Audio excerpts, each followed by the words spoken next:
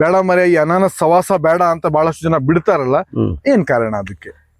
ಅಲ್ಲ, ನಿರೀಕ್ಷಿತವಾಗಿ ಇದಿಷ್ಟು ತೆಗಿಬೇಕು ಅನ್ನೋ ಚಾಲೆಂಜ್ ಇಟ್ಕೊಂಡು ಅಡಿಕೆ ಗಿಡದಲ್ಲಿ ಹಗ್ಗಕ್ಕೆ ಬರಲ್ಲ. ಕಾಯಂ ಅಂತ ಹೇಳಿದ್ರೆ ನೀವು ಶುಂಠಿ ನೀರ್ ಕೊಡೋದಕ್ಕೂ ಈ ಅನಾನಸಿಗೆ ನೀರ್ ಕೊಡೋಕ್ಕೂ ಇರೋ ವ್ಯತ್ಯಾಸ ಏನು? ಅವತ್ತಲ್ಲಿ ಈ ಮುಚ್ಚುಗುರು ಮುಳ್ಳು ಅಂತಾರೆ. ಆ ಮುಚ್ಚುಗುರು ಮುಳ್ಳಿಗೆ ಸಾವೇ ಇಲ್ಲ, ಅದು ಬೆಂಕಿ ಬಿದ್ದ ಮೇಲೆ ಹುಟ್ಟೋದು. ಪ್ರಿಯ ವೀಕ್ಷಕರೇ, ಇವತ್ತು ನಾವು ಅನಾನಸ್ ಬೆಳೆಯುವಂತ ಒಂದು ಪ್ಲಾಟ್ ಅಲ್ಲಿ ಇದ್ದೇವೆ. ಈ ಅನಾನಸ್ ಬೆಳಿಬೇಕಾದ್ರೆ ಬಹಳಷ್ಟು ಪ್ರಶ್ನೆ ನಮಗೆ ಕೂಡಿರ್ತವೆ. ಈ ಸಸಿ ಎಲ್ಲಿ ಸಿಗತ್ತೆ, ಇದ್ರ ಆರೈಕೆ ನಾವು ಯಾವ ತರ ಮಾಡಬೇಕು, ಏನೆಲ್ಲ ಇದ್ರೊಳಗೆ ಕೆಲಸ ಕಾರ್ಯ ಇರತ್ತೆ ಅಂತ ಹೇಳಿ ಕೃಷ್ಣಮೂರ್ತಿಯವರು ನಮ್ಮ ಜೊತೆಗೆ ಈ ಮುಂಚೆಯೂ ಸಹ ಒಂದು ವಿಡಿಯೋದಲ್ಲಿ ಅನಾನಸ್ ಬೆಳೆಯುವ ಮಾಹಿತಿ ಹಂಚ್ಕೊಂಡಿದ್ದಾರೆ. ಈ ಮುಂದುವರೆದ ಭಾಗವನ್ನು ನಾ ಕೃಷ್ಣಮೂರ್ತಿಯವರಿಗೆ ಮತ್ತೆ ಕೆಲವೊಂದು ಪ್ರಶ್ನೆಯೊಂದಿಗೆ ನಾ ಕೇಳಬೇಕಂತ ಬಯಸ್ತಾ ಇದ್ದೇನೆ. ಕೃಷ್ಣಮೂರ್ತಿಯವರಿಗೆ ತಮಗೆ ಸ್ವಾಗತ ಕೊಡ್ತಾ ಇದ್ದೇನೆ. ಈ ಒಂದು ಅನಾನಸ್ ಬೆಳಿಬೇಕಾದ್ರೆ ಪೂರ್ವಭಾವಿ ಸಿದ್ಧತೆ ಏನೆಲ್ಲ ಮಾಡಬೇಕು, ಇದು ಎಷ್ಟು ತಿಂಗಳ ಬೆಳೆ ನಮ್ಮ ಮುಂದಿದೆ ಅಂತ ನನ್ನ ಪ್ರಶ್ನೆ ಇದೆ. ಈಗ ಹಾಗೆ ಕೇಳಬೇಕಾದ್ರೆ ನಿಮಗೆ ವಿವರವಾಗಿ ಹೇಳ್ಬೇಕು ನಾವು. ಹೌದೌದು. ಈಗ ನಮ್ಮ ಜಾಗ ಸ್ವಂತ ಇದ್ರೆ ನಾವು ನಮ್ಮ ಮನೇಲಿ ಜಾಗ ರೆಡಿ ಮಾಡ್ಕೋಬಹುದು. ಜಾಗ ಇದೆ, ಹಣ ಇರೋದಿಲ್ಲ ಕೆಲವರಿಗೆ ಹಣ ಇರುತ್ತೆ, ಜಾಗ ಇರೋದಿಲ್ಲ. ಇಂಥವ್ರು ವರ್ಗಾವಣೆ ಮಾಡ್ತಾರೆ. ಈಗ ಒಬ್ಬರಿಂದ ಬಾಡಿಗೆ ತಂದು ಮಾಡಿ ಕೇಳಿಕೊಂಡು ಈ ಹಣ ಹಾಕಿ ಅವರಲ್ಲಿ ಬೆಳೆ ಮಾಡ್ತಾರೆ. ಯಾರ್ದೋ ಹತ್ರ ಒಂದು ಜಮೀನಿದೆ, ಅವ್ರ ಹತ್ರ ಹಣ ಇಲ್ಲ, ಮಾಡಕ್ ಆಗಲ್ಲ, ಮತ್ತೆ ಅದ್ರ ಮಾಡೋ ವಿಧಾನ ಗೊತ್ತಿರಲ್ಲ. ಕೆಲವರು ಇರ್ತಾರೆ, ಕೆಲವ್ರ ಹತ್ರ ದುಡ್ಡು ಇರುತ್ತೆ, ಏನ್ ಮಾಡ್ಬೇಕು ಅಂತ ಗೊತ್ತಿರಲ್ಲ. ಕೆಲವ್ರ ಹತ್ರ ಅನುಭವ ಇರುತ್ತೆ, ಎರಡೂ ಇರಲ್ಲ. ಈ ಸಂದರ್ಭದಲ್ಲಿ ಏನ್ ಮಾಡ್ಬೇಕಾಗತ್ತೆ? ಆವಾಗ ನಾವು ಅನುಭವಿ ಹತ್ರ ಕೇಳ್ಬೇಕು, ಹೇಗೆ ನಡುವೆ ಹೇಗೆ ಅನುಭವಿ ಒಬ್ಬೊಬ್ರು ಇರ್ತಾರೆ, ಅವ್ರಿಗೂ ಕೇಳ್ಬೇಕು. ಉದಾಹರಣೆ ನಮ್ಮ ಸಾವುಕಾರ್ರೆ ಚಿದಂಬರ ಅವರು, ನಮ್ಮ ಈ ಎಲ್ಲ ಅನುಭವ ಹೆಚ್ಚಿಗೆ ನಮಗಿಂತ ಉಂಟು. ಆದ್ರೆ ಇದನ್ನ ನಾವು ಬೆಳೆಯಬೇಕಾದ್ರೆ ಜಾಗ ಹಸ ಮಾಡಿ ಅದನ್ನ ಟ್ರ್ಯಾಕ್ಟರಿಯಲ್ಲಿ ಓಡಿಸಿ ಅದಕ್ಕೊಂದು ಲೈನ್ ಇಟ್ಟು ಲೇಬರ್ ಹತ್ರ ಮಾತಾಡಿ ಅದನ್ನ ಅದೇ ಪ್ರಕಾರನೇ ನಡೆಸ್ಬೇಕು. ಅದನ್ನು ಅದು ಅರ್ಧ ಅಡಿ ಇದೆ. ಅದು ಈ ಒಂದಕ್ಕೊಂದು ಇಲ್ಲ ಒಂದಡಿ ಬರುತ್ತಾ? ಇದು ಅರ್ಧ ಅಡಿ ಬರುತ್ತೆ, ಇದು ಒಂದಡಿ ಬರುತ್ತೆ. ಒಂದು ಅರ್ಧದಲ್ಲಿ ನೆಡ್ತಾ ಹೋಗ್ಬೇಕು. ಈ ಸಸಿ ಫಸ್ಟ್ ಪ್ರಶ್ನೆನೇ ಬರೋದೇನು, ಈ ಸಸಿ ಎಲ್ಲಿ ಸಿಗತ್ತೆ ಅನ್ನೋದೇ ಮೂಲ ಪ್ರಶ್ನೆ. ಈ ಸಸಿ ಹುಡ್ಕೊಂಡು ಎಲ್ಲಿ ಹೋಗ್ಬೇಕು? ನಾವು ಈ ಸಸಿ ಬೀಜದ ಮೂಲಕ ಆಗೋ ಸಸಿ ಅಲ್ಲ ಇದು. ಈ ಬಾಳೆ ಗಿಡದಾಗೆ ಅದ್ರದ್ದು ಬುಡದಾಗಿರೋದನ್ನ ಮೊಳಕೆಯನ್ನು ತೆಗೆದು ಮಾಡಿ ನಾವು ನಡಬೇಕು. ನಡೆದಾದ್ರೆ ಯಾರು ದೊಡ್ಡ ಪ್ಲಾಟ್ ಮಾಡಿರ್ತಾರೆ ಅವರು ನಮ್ಗೆ ಸ್ವಲ್ಪ ಬೇಕು ಅಂತ ಕೇಳ್ಬೇಕು. ಅವ್ರ ಹತ್ರ ಹೋದ್ರೆ ಈ ಬೀಜ ಮುರಿದು ಅದು ಮುರಿಸಿ ಅದಕ್ಕೆ ರೇಟ್ ಬೀಳುತ್ತೆ. ಈಗ ದುಡ್ಡಿಂದಾನೇ ಖರೀದಿ ಮಾಡ್ಬೇಕು, ಇಲ್ಲ ಬೇಡ ಅಂತ ಎತ್ಕೊಂಡು ಹೋಗಿ ಅಂತ ಕೊಡ್ತಾರ? ಇಲ್ಲ, ನಾವು ದುಡ್ಡು ಖರೀದಿ ಕೊಟ್ಟೆ ತರಬೇಕು. ಅದು ಒಂದು ವರಮಾನ. ಬೀಜಕ್ಕೆ ಎಷ್ಟು ಖರೀದಿ ಬರುತ್ತೆ, ದರ ಎಷ್ಟು ಬರಬಹುದು? 1.5 ರಿಂದ 2.25 ಬರುತ್ತೆ. 1.5 ರಿಂದ 2 ರೂಪಾಯಿ ತನಕ 3 ರೂಪಾಯಿ ಬರುತ್ತೆ. ಬರೋ ಖರ್ಚು ವೆಚ್ಚ ಎಲ್ಲ ಸೇರ್ ಬಂತ ಬರೀ ಬೀಜಕ್ಕೆ ಮಾತ್ರ? ಬೀಜಕ್ಕೆ ಮಾತ್ರ 3 ರೂಪಾಯಿ.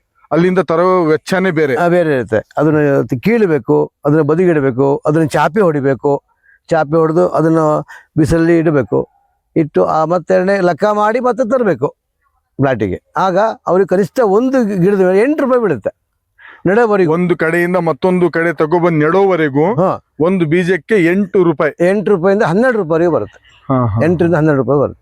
ಆ ಜಮೀನಿನ ಆಯಾ ಕಟ್ಟು ನೋಡಿ ಆ ಖರ್ಚು ವೆಚ್ಚ ಎಲ್ಲ ಬದಲಾಗುತ್ತೆ. ಕನಿಷ್ಠ ಅಂದ್ರೆ 8 ರೂಪಾಯಿ, ಗರಿಷ್ಠ ಅಂದ್ರೆ 12 ರೂಪಾಯಿ ಖರ್ಚು ವೆಚ್ಚ ಬರುತ್ತೆ.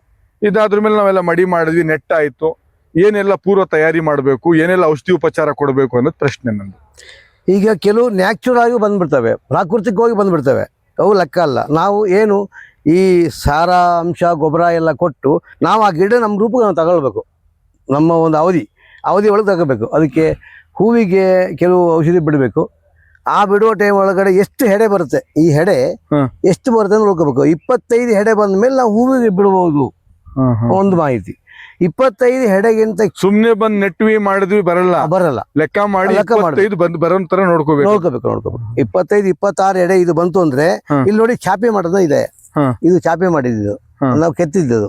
ಬೇಡ ಅಂದ್ರೆ ಕಟ್ ಮಾಡ್ಬೇಕಿದ್ದು. ಹೌದು. ಬಸ್ ಸಸಿ ಕೀಳುವಾಗ ಅದ್ರಲ್ಲಿ ಹೆಂಗೆ ಹೆಡೆ ಇರುತ್ತೆ, ಅದ್ರ ಉಲ್ಟೆ ಹಿಡ್ಕೊಂಡು ಕೆತ್ತೆ ಹೋದ್ರೆ ನಮಗೆ ಲೋಡ್ ತರಬೇಕಾದ್ರೆ ಜಾಸ್ತಿ ಸೊಪ್ಪು ಇರುತ್ತೆ. ಆ ಸೊಪ್ಪಿನ ಅವಶ್ಯಕತೆ ಇಲ್ಲ. ಅದೇ ಇಲ್ಲಿವರೆಗೆ ಕಟ್ ಮಾಡಿ ತಂದಿರ್ತೀವಿ ನಾವು. ಇಲ್ಲಿ ಕಟ್ ಮಾಡಿ ತಂದಿರ್ತೀವಿ.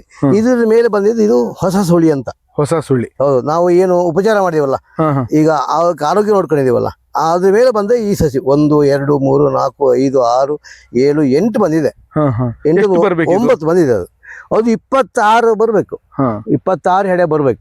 26 ಹೆಡೆ ಬಂದ್ರ ಮೇಲೆ ಏನ್ ಮಾಡ್ಬೇಕು? ನಾವು ಟಾನಿಕ್ ಬಿಡ್ತೀವಿ. ಅದಕ್ಕೆ ಹೂ ಬರೋದಕ್ಕೆ ಟಾನಿಕ್, ಔಷಧಿ ಉಪಚಾರ ಅದ್ರ ನಂತರನೇ ಮಾಡ್ಬೇಕು. ಈ ಮಡಿ ಮಣ್ಣು ನೀವ್ ಮಾಡ್ಬಿಟ್ಟಿದಿರಲ್ಲ, ನೆಡಕ್ಕಿಂತ ಮುಂಚೆ ಎಷ್ಟ್ ದಿನ ಬಿಡ್ಬೇಕಾಗತ್ತಿದ್ದು? ಮಡಿ ಮಾಡಿ ಬಿಡೋದು ಹೇಳಿದ್ರು. ಹಾ. ಮಡಿ ಮಾಡಿ ಆ ನಂತರ ತಕ್ಷಣ ನೆಡಬಹುದು. ನಡ್ಬೋದು, ತೊಂದ್ರೆ ಇಲ್ಲ. ಮಡಿ ಮಾಡಿ ಕಾಯ್ಬೇಕಾಗಿಲ್ಲ. ಕಳೆದ ವಿಡಿಯೋದಲ್ಲಿ ತಾವು ಹೇಳಿದ್ರಿ 1.5 ತಿಂಗಳು ನೀರ್ ಬಿಡಬಾರ್ದು ಅಂತ ಹೇಳಿದ್ರಿ. ಹಾ. ಈ ಒಂದು ಮಡಿ ಮೇಲೆ 1.5 ತಿಂಗಳು ನೀರ್ ಹರ್ಸಂಗಿಲ್ಲ. ಹರ್ಸಂಗಿಲ್ಲ. ಇದ್ರೆ ಬಿಡ್ಬೋದು, ಅದು ನಾಳೆ ಗರ್ಭ ಬರಲ್ಲ. ಅದು ಅದಕ್ಕೊಂದು ಒಂದು ಶಾಖ ತಾಗಬೇಕದು. ಇದಕ್ಕೆ ಅನಾನಸಿಗೆ ಏಪ್ರಿಲ್ ಮೇ ತಿಂಗಳಲ್ಲಿ ನಡುವುದೇ ಭಾರಿ ಸೂಕ್ತ. ಏಪ್ರಿಲ್ ಮತ್ತು ಮೇ ತಿಂಗಳಲ್ಲಿ ಅನಾನಸ್ ನೆಡೋ ಮನಸ್ಸು ಮಾಡಿದ್ರೆ ಇಳುವರಿ ಜಾಸ್ತಿ ಬರುತ್ತೆ ಅಂತ ಅನುಭವಸ್ಥರು ಹೇಳ್ತೀರಿ. ಅದು ಬೇರೆ. ಈಗ ಈಗ ಈ ಸಾಯಿಬರಬ್ಬ ಅಂತ ಮತಭೇದ ಬರ್ತದೆ, ಸಾಯಿಬರಬ್ಬ ಬರ್ತದೆ, ಆ ಟೈಮಿಗೆ ಹಣ್ಣು ಕೊಡಕಾಗತ್ತೆ. ಈಗ ರಂಜಾನ್ ತಿಂಗಳೊಳಗೆ ಹೌದೌದು ಸಾಂದರ್ಭಿಕವಾಗಿ ಮಾರಾಟ ಜಾಸ್ತಿ ಜಾಸ್ತಿ. ಅದು ಹಣ್ಣು ತಿನ್ನೋದು ಸಾಮಾನ್ಯವಾಗಿ ವ್ಯಾಪಾರ ಮಾಡೋದು ಈಗ ರಂಜಾನ್ ತಿಂಗಳಲ್ಲಿ ಜಾಸ್ತಿ. ರಂಜಾನ್ ತಿಂಗಳಲ್ಲಿ ಜಾಸ್ತಿ. ಅದಕ್ಕಾಗಿ ಏಪ್ರಿಲ್ ಮೇ ಒಂದು ಲೆಕ್ಕಾಚಾರಕ್ಕೂ ಇದು ಅನುಗುಣವಾಗಿ ಬರುತ್ತೆ ಅಂತ ನಿಮ್ಮ ಅನುಭವ. ಹೌದು. ಇದು ಕಾದು ಇದು ಒಂದ್ಸಾರಿ ಒಂಥರ ಇದು ಇದಾಗುತ್ತೆ, ಅದು ಕಲರ್ ಚೇಂಜ್ ಆಗುತ್ತೆ. ಕಲರ್ ಚೇಂಜ್ ಆಗ್ಬೇಕಾದ್ರೆ ಆಗಲೇ ಹಳೆ ಮಳೆ ಬರುತ್ತೆ. ಹಳೆ ಮಳೆ ಟೈಮಿಗೆ ಬಿತ್ತು ಅಂದ ಕೂಡ ನಾವು ನೀರು ಕೊಡೋಕೆ ಶುರು ಮಾಡ್ತೀವಿ. ಎಷ್ಟು ದಿನದಲ್ಲಿ ಔಷಧಿ ಉಪಚಾರ? 18 ತಿಂಗಳ ಈ ಬೆಳೆಯಲ್ಲಿ ಎಷ್ಟು ಹಂತದಲ್ಲಿ ಔಷಧಿ ಉಪಚಾರ ಮಾಡ್ಬೇಕು? ತಿಂಗಳಿಗೆ ಒಂದ, 15 ದಿನಕ್ಕೊಂದ? ಜೂನ್ ತಿಂಗಳಿಗೆ ಒಂದು ಕೊಟ್ರೆ ತಿರುಗಿ 6 ತಿಂಗಳು ಮತ್ತೆ ಔಷಧಿ ಕೊಡ್ಬೇಕು. 6 ತಿಂಗಳಿಗೆ 6 ತಿಂಗಳಿಗೆ ಆರೈಕೆ ಬರೋದು. ಈಗ 6 ತಿಂಗಳು ಕೊಡಬೇಕು. ಈಗಾಗಲೇ ನಾವು ಈಗ 3ನೇ ಆರೈಕೆಗೆ ನಾವು ರೆಡಿ ಆಗಿದ್ದೀವಿ. 3ನೇ ಆರೈಕೆ ಸಿದ್ಧವಾಗಿದ್ದೀವಿ. ಪ್ರತಿ 3 ತಿಂಗಳಿಗೆ ಒಂದ್ಸತಿ ಆರೈಕೆಗೆ ಔಷಧಿ ಕೊಡ್ತಾ ಹೋಗ್ಬೇಕು. ಗೊಬ್ಬರ ಎಷ್ಟು ಸತಿ ಕೊಡ್ಬೇಕಾಗತ್ತೆ? ಗೊಬ್ಬರ ಕೊಡೋದಾದ್ರೆ ಅದು ಅವ್ರ ಇಚ್ಛಾನುಸಾರ. ಕೆಲವೊಮ್ಮೆ ಅವ್ರು ಬಂಡವಾಳ ಮೇಲೆ ಬರುತ್ತೆ. ಕೆಲವರು ಬಂಡವಾಳ ಹಾಕಿದ್ರೆ ಇದು ಸಾರದ ಮೇಲೆ ಬಂದ್ಬಿಡುತ್ತೆ. ಅವ್ರು 2 ಸತಿ ಗೊಬ್ಬರ ಕೊಟ್ಟರೆ ಸಾಕಾಗುತ್ತೆ. ಭೂಮಿಯ ಫಲವತ್ತತೆ ಜಾಸ್ತಿ ಇದ್ರೆ ಗೊಬ್ಬರದ ಅವಶ್ಯಕತೆ ಕಮ್ಮಿ ಬೀಳುತ್ತೆ. ಭೂಮಿಯ ಸಾರ ಕಮ್ಮಿ ಇದ್ರೆ ಗೊಬ್ಬರದ ಅವಶ್ಯಕತೆ ಜಾಸ್ತಿ ಬೀಳುತ್ತೆ. ಪೌಷ್ಟಿಕಾಂಶ ಕೊಡಬೇಕು ಭೂಮಿಯಲ್ಲಿ ಇಲ್ಲ ಅಂದ ಪ್ರದೇಶದಲ್ಲಿ. ಕೊಡಬೇಕು. ಎಲ್ಲ ಕಡೆ ಬೇಕಾಗಿಲ್ಲ. ಇದು ಒಂಥರ ಈಗ ದಪ್ಪ ನೆಡಬೇಕಾದ್ರೆ ಗೊತ್ತಾಗ್ಬಿಡ್ತದೆ ನಮಗೆ. ಸುಳಿ ತಕ್ಷಣ ಬೇರ್ ತಗೊಳ್ತಂದ್ರೆ ಮಣ್ಣಲ್ಲೇ ಸಾಕಾಯ್ತ ಅಂತ. ಅದಕ್ಕೆ ಕಡಿಮೆ ಪ್ರಮಾಣದ ಗೊಬ್ಬರ ಸಾಕಾಗುತ್ತೆ. ಈ ಒಂದು ಬೀಜದ ಆಯ್ಕೆ ಒಳಗೆ ಏನಾದ್ರು ಪ್ರಕ್ರಿಯೆ ಇದೆಯಾ? ಇದೆ ವೆರೈಟಿ ಇದೆ. ಯಾವ ತರ ವೆರೈಟಿ? ಅದು ಒಂಥರ ಸಣ್ಣಕ್ಕಾಗಿ ಹೆಡ್ ದಪ್ಪಾಗಿ ಒಂಥರ ಕಲರ್ ಬಂದ್ಬಿಡುತ್ತೆ. ಅದು ವೇಸ್ಟ್, ಅದು ಬರಲ್ಲ. ಇದಕ್ಕೆ ಆರೋಗ್ಯಕ್ಕೆ ಆರಿಸೋದಕ್ಕಾಗಿ ಕೆಲವು ಅನುಭವಿ ಕೂಲಿಗಾರ ನಮ್ಮಂಗೆ ಇದೀವಿ. ಈಗ ನಮಗೆಲ್ಲ ಆರ್ಸಕ್ ಬರುತ್ತೆ. ಯಾವ್ದು ಒಳ್ಳೆ ನೋಡಿದ ತಕ್ಷಣ ಇದು ಬರುತ್ತೆ, ಪ್ಲಾಟ್ ಅಲ್ಲೇ ಮಾಡ್ತಾ ಅಂದ್ಬಿಡ್ತೀವಿ. ಪ್ಲಾಟಲ್ಲೇ ಮಾಡ್ತಾ ಅಂದ್ಬಿಡ್ತೀವಿ. ಅದಕ್ಕೆ ತರದಿಂದ ಹಿಡಿದು ಇಲ್ಲಿ ತಂದು ನೆಡುವವರೆಗೂ ಒಂದು ಬೀಜಕ್ಕೆ 8 ರಿಂದ 12 ರೂಪಾಯಿ ಖರ್ಚು ಬರುತ್ತೆ. ನೀರಿನ ವ್ಯವಸ್ಥೆಗೆ ಯಾವ್ದು ಬೋರ್ ಬೇಕಾಗತ್ತೋ ಅಥವಾ ಮಳೆ ನೀರಿಗೆ ನಾವು ಒಪ್ಕೊಂಡ್ರೆ ಸಾಕಾಗತ್ತಾ? ಇದು ಹೇಗಂದ್ರೆ ಈಗ ನನ್ನ ಅನುಭವ, ಇದು ನ್ಯಾಚುರಲ್ ಆಗಿ ಬಂದ್ರೆ ಇದಕ್ಕೆ ಕನಿಷ್ಠ 2 ವರ್ಷದ ಮೇಲೆ ಬೇಕು. 2.25 ವರ್ಷದವರೆಗೂ ಇದು ಬೆಳಿತಾನೆ ಇರ್ತದೆ. ಇದು ಇಡಬಹುದು. ಹಾಗಲ್ಲ. ಈಗ ಮಾರ್ಕೆಟ್ ಆಗಿದೆ, ನಾವು ಜೀವನ ಮಾಡಬೇಕಪ್ಪ. ನಿಮ್ಮ ಹತ್ರ ಸಾಲ ತಂದ್ರೆ ನಾವು ಮತ್ತೆ ಕಟ್ಟಬೇಕಲ್ಲ. ಅದಕ್ಕೆ ಪರ್ಯಾಯವಾಗಿ ಸ್ವಲ್ಪ ನೀರು ಕೊಡೋಕ್ಕೆ ವ್ಯವಸ್ಥೆ ಮಾಡ್ತೀವಿ. ನೀರು ಕೊಡೋಕೆ ವ್ಯವಸ್ಥೆ ಮಾಡ್ತೀವಿ. ಇದಕ್ಕೆ ನೀರೇ ಬೇಡದ ಬೆಳೆ ಇದು.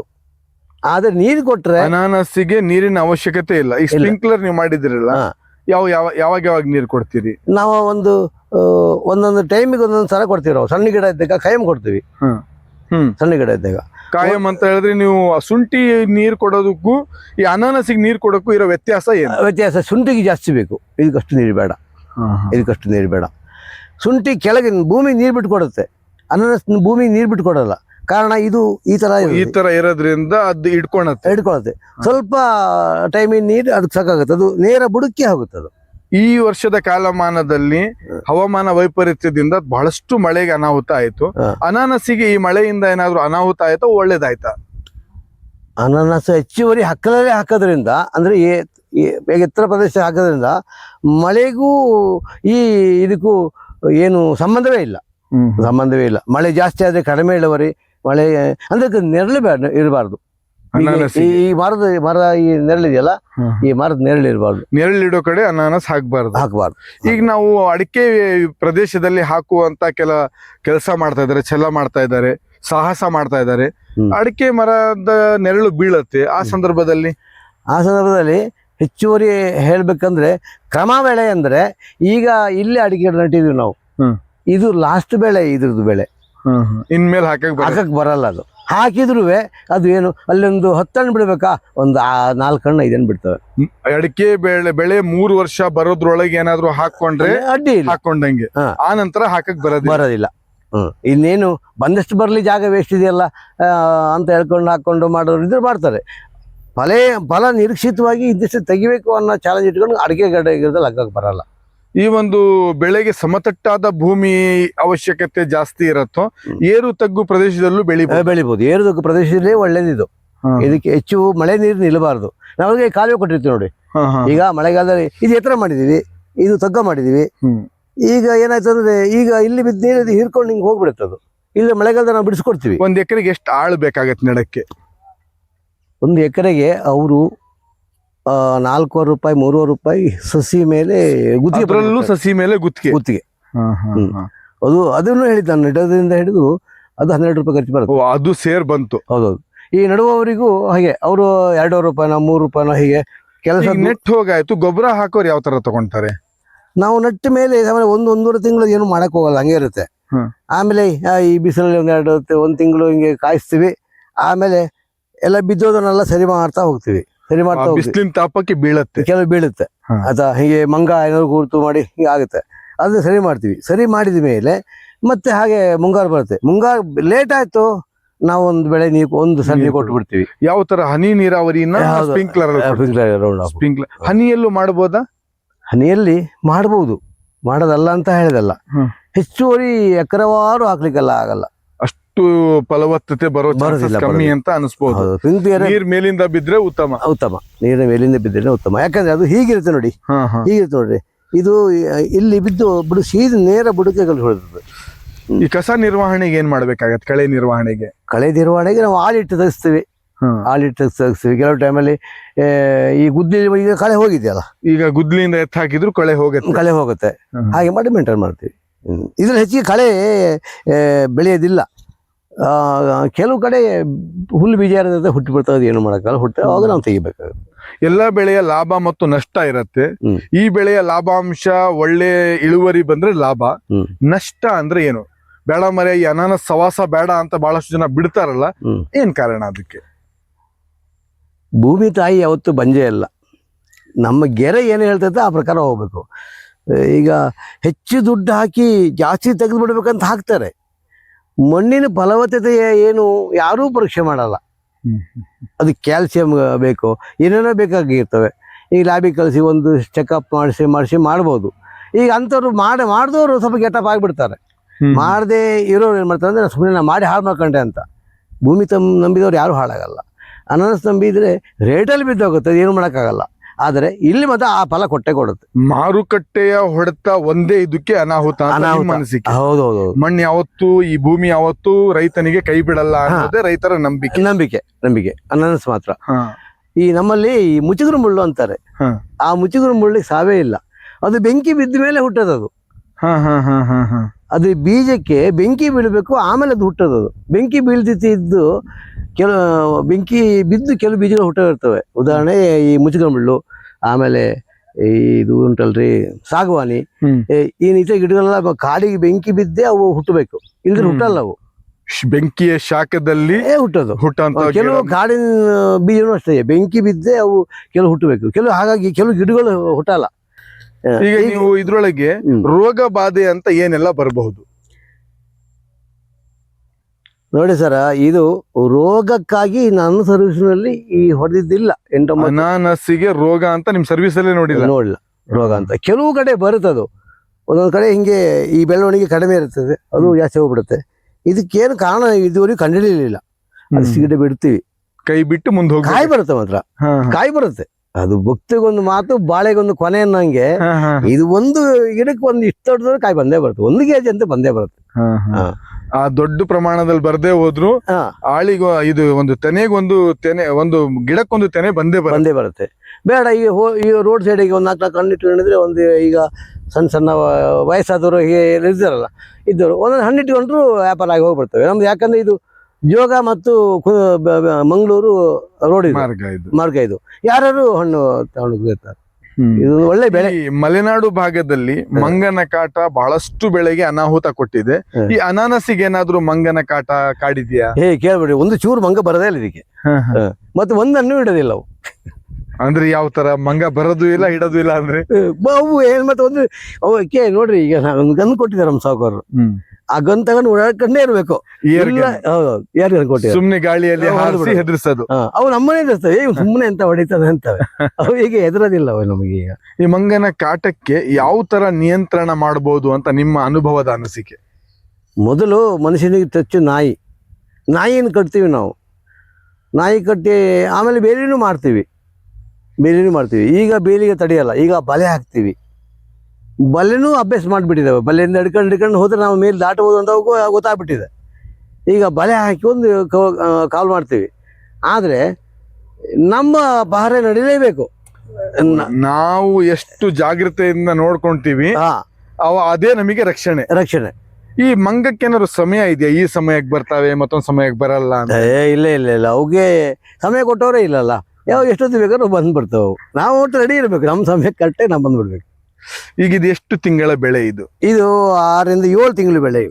ಅರ್ಧಕ್ಕೆ ಕೆಲಸ ಆಗಿದೆ, ಇನ್ನೂ ಅರ್ಧ ಭಾಗದ ಕೆಲಸ ಇದೆ. ಒಟ್ಟಿನಲ್ಲಿ ಈ ಅನಾನಸ್ ಬೆಳೆ ರೈತರಿಗೆ ಎಷ್ಟು ಪೂರಕ, ಅವ್ರ ಜೀವನದಲ್ಲಿ ಎಷ್ಟು ಪೂರಕವಾಗಿರುತ್ತೆ ಅಂತ ನನ್ನ ಕಡೆಯ ಪ್ರಶ್ನೆ.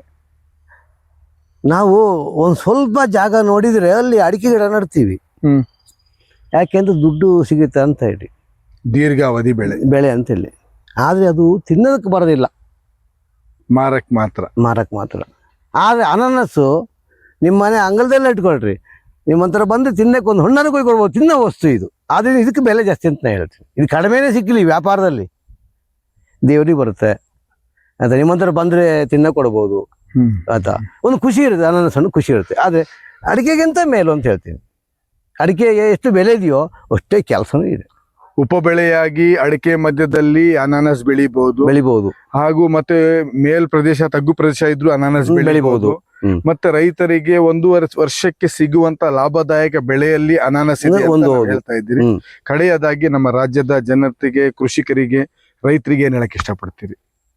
ನೀವು ಅನಾನಸ್ ಬೆಳೆಸಿ ಉಳಿಸಿ, ಹಾಗೆ ಸ್ವಲ್ಪ ನೀವು ಮೇಲೆ ಬನ್ನಿ. ಲಾಭ ನೋಡಿ ಯಾರು ದುಡಿಯಲ್ಲ.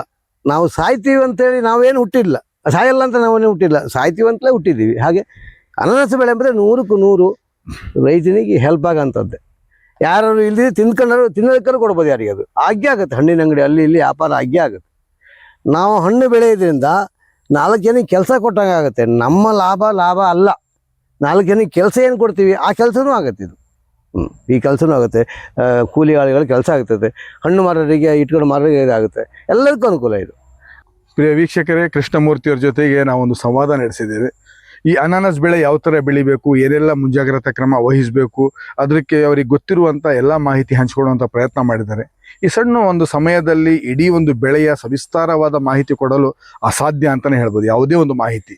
ಈ ಕ್ಷಣದಲ್ಲಿ ನಮಗೆ ದೊರೆತಂಥ ಮಾಹಿತಿ ತಮ್ಮ ಜೊತೆಗೆ ಹಂಚಿಕೊಂಡಿದ್ದೇವೆ. ಈ ವಿಡಿಯೋ ಇಷ್ಟವಾದಲ್ಲಿ ಲೈಕ್ ಮಾಡಿ, ಶೇರ್ ಮಾಡಿ, ಎಲ್ಲ ರೈತರ ಜೊತೆಗೆ ಹಂಚಿಕೊಳ್ಳಿ ಅಂತ ಹೇಳ್ತಾ, ಈ ಒಂದು ಮುಕ್ತ ಸಂವಾದ ಕಾರ್ಯಕ್ರಮದಲ್ಲಿ ಕೃಷ್ಣಮೂರ್ತಿಯವರು ತಮ್ಮ ಉಪಯುಕ್ತ ಸಮಯ ನಮಗೆ ನೀಡಿದ್ದಾರೆ. ಅವರಿಗೆ ತುಂಬ ಹೃದಯ ಧನ್ಯವಾದ ಸಲ್ಲಿಸ್ತಾ ಈ ಕಾರ್ಯಕ್ರಮನ ಇಲ್ಲಿಗೆ ಮುಗಿಸ್ತೇನೆ. ಜೈ ಹಿಂದ್, ಜೈ ಕರ್ನಾಟಕ.